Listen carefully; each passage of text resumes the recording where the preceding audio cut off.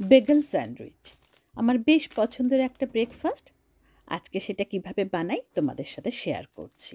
আমি নিয়েছি thin bagel, Philadelphia soft cheese আর স্মোক স্যামন।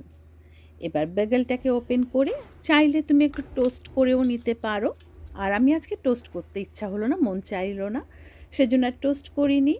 এবার ওটার উপরেই আমার সফট চিজটা ভালো করে স্প্রেড করে নিলাম, ফিলাডেলফিয়াটা। আমি ছোট ছোট পটগুলো কিনি কেন, কারণ বড় পটটা না সবসময় ফিনিশ করা হয় না, একবার ওপেন করলে 3 দিনের মধ্যে শেষ করতে হয়, সেটা হয় না আমাদের, সেজন্য আমি ছোটোগুলোই প্রেফার করি।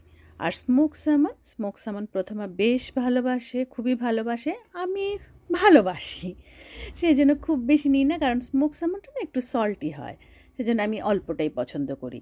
আর এর সাথে চাইলে তুমি লেটুস, শসা, টমেটো ওগুলোও অ্যাড করতে পারো, আরও ভালো হয়, হেলদি হয়।